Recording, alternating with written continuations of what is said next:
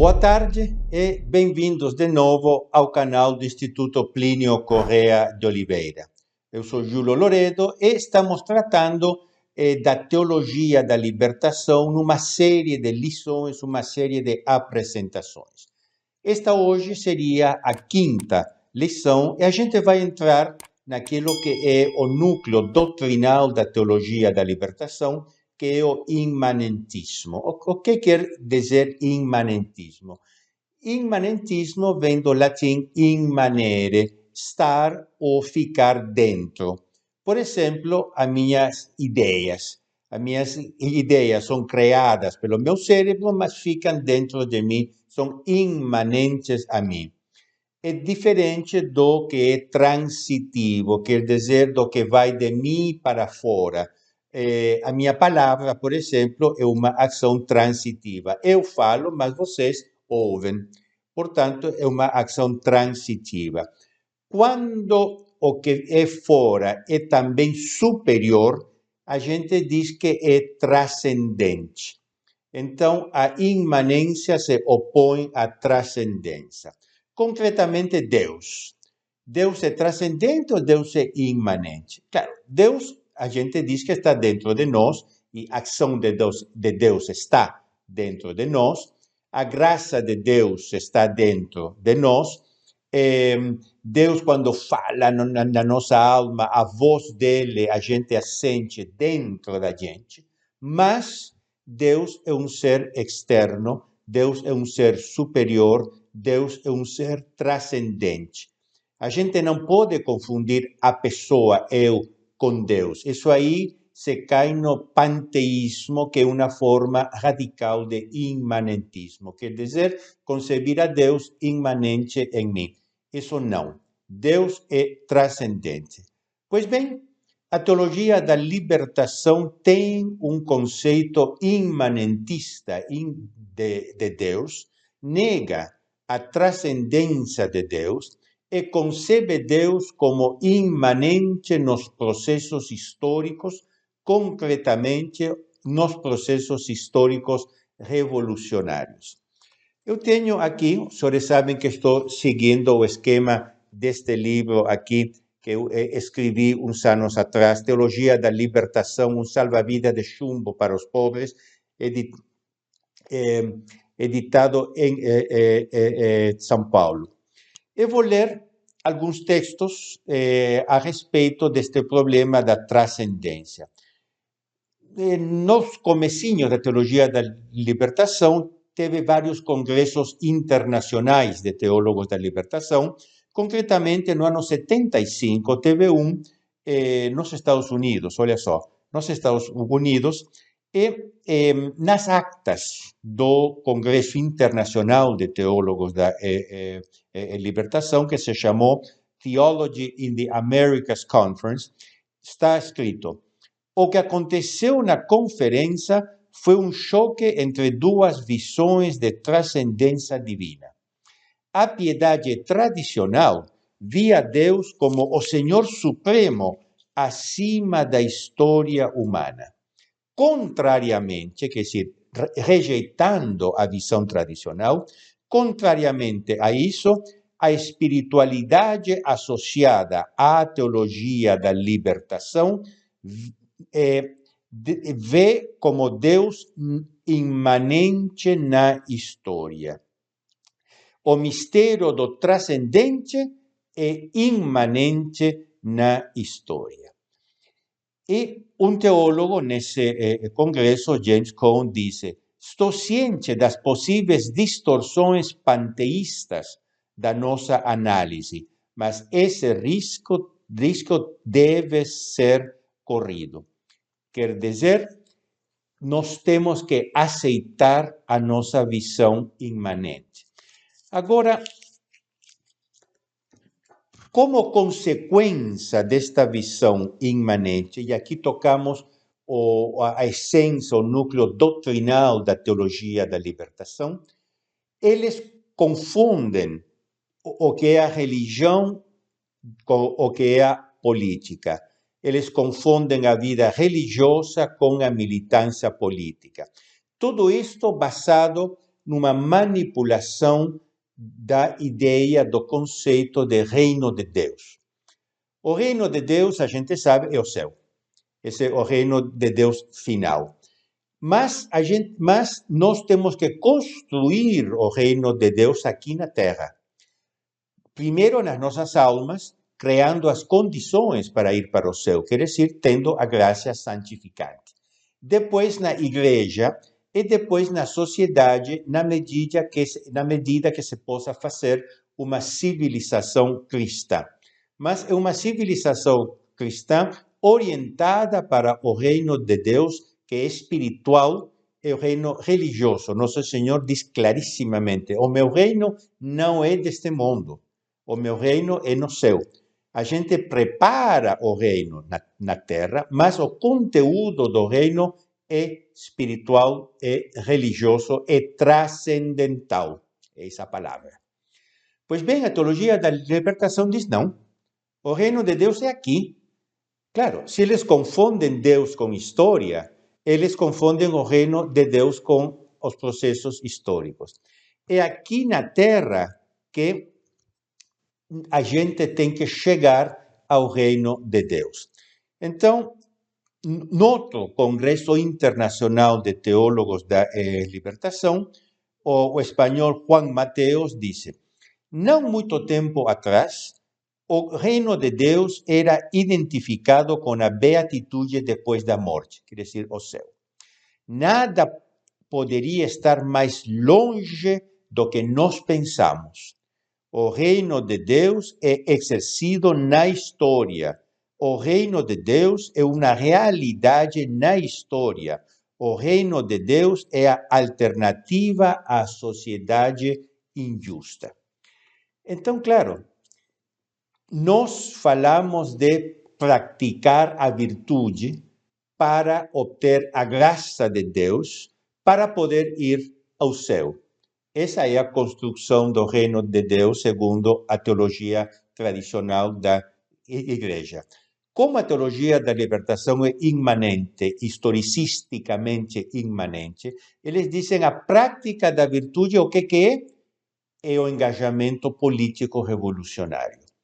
A graça de Deus, o que é? E os anseios da utopia revolucionária que, como a gente vai ver, eles identificam com o socialismo. E o reino de Deus, qual é? A gente vai ver, é o comunismo. Quem é que escreve? Perdão, aqui estou perdendo um pouco a página. Ignacio Ellacuría, um dos grandes no sentido de um dos fundadores da Escola de Teologia da Libertação, escreve: em primeiro lugar, o reino de Deus tem que ver com a realidade histórica, uma realidade social. Em segundo lugar, portanto, o reino de Deus é social. Segundo lugar, tem que ver com uma praxis histórica. Vocês lembram esta história da praxis, não? É uma praxis histórica que incide na dimensão estritamente social. Em terceiro lugar, tem que ver com todo um povo em marcha. Em seguida, com toda a humanidade. O pecado é o pecado social. A libertação é a libertação social. Este é um dos pontos que o cardeal Ratzinger critica na teologia da libertação. Esta confusão entre libertação do pecado e a libertação política. Então, claro, o que é a construção do reino de Deus na Terra? Não é praticar as virtudes do Evangelho, é engajar-se nas revoluções políticas. O reino de Deus, diz um teólogo José María Díez Alegría, espanhol, o reino de Deus é a libertação dos poderes opressores. O reino de Deus, perdão, é a libertação dos poderes opressores. É a libertação também das opressões religiosas. Quer dizer, libertação na sociedade para chegar ao socialismo, libertação na igreja para destruir a igreja tradicional, jerárquica, sacral, etc. Então, o que eles dizem? Eu repito, confundindo religião com política, imanentismo, este é o núcleo doutrinal da teologia da libertação, eles confundem o elemento interno da teologia, do reino de Deus, que não é mais a prática da virtude, mas o engajamento político.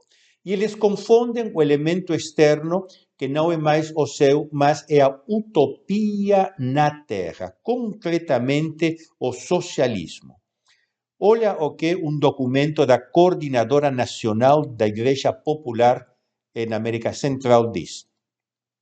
Hoje, para nós, construir as bases para o socialismo é a melhor mediação histórica que nos aproxima ao reino de Deus. Quer dizer, o socialismo é um passo para o reino de Deus. Um outro teólogo da libertação, Pablo Richard, diz: o triunfo das forças populares na Nicarágua, vocês lembram a revolução marxista chamada sandinista na Nicarágua, com o triunfo das forças populares, o povo da Nicarágua agora está mais perto do reino de Deus. Ora, o que eles entendem por este reino de Deus que eles dizem que é ir até o socialismo? Gustavo Gutiérrez diz: nós temos que ir além de uma sociedade dividida em classes, quer dizer, igualitarismo, temos que acabar com as classes sociais. Só eliminando a propriedade privada, atenção, senhores, eliminando a propriedade privada, estaremos em grau de estabelecer as bases para uma sociedade mais justa. Portanto, eles defendem a abolição da propriedade privada.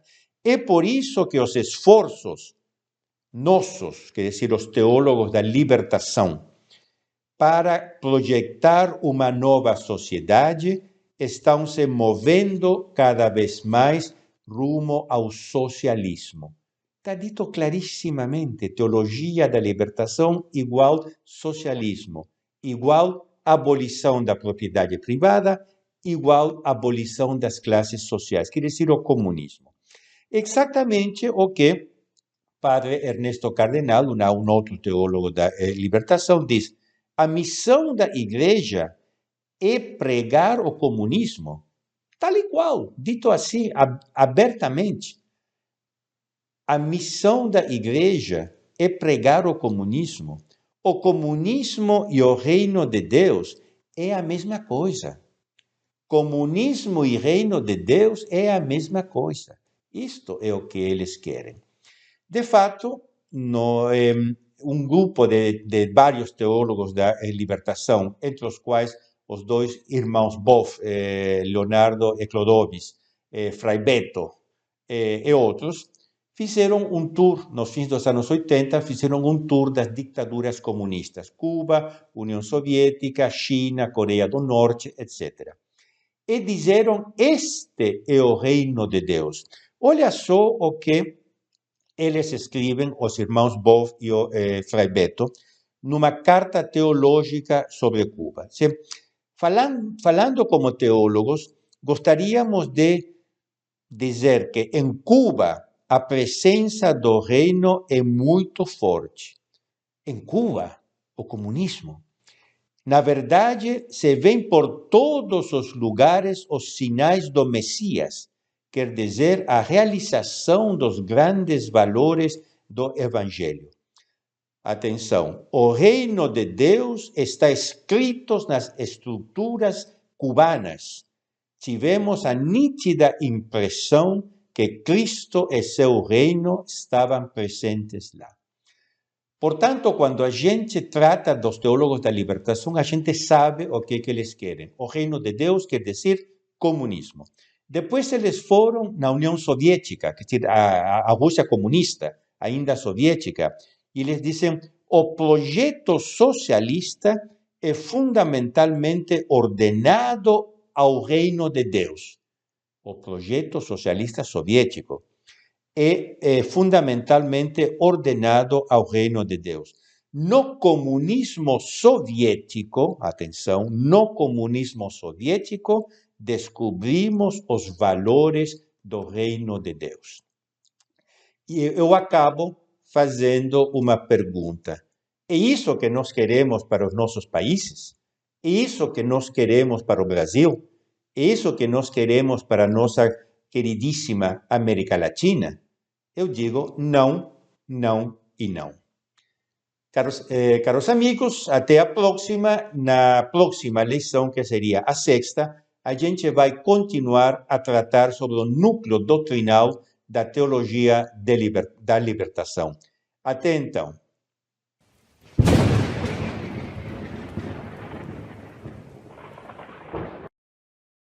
Chegamos ao final de mais um vídeo. Aqui ao meu lado estão aparecendo alguns vídeos recomendados. Não se esqueça, inscreva-se nesse canal e faça parte dessa reação pelo Brasil.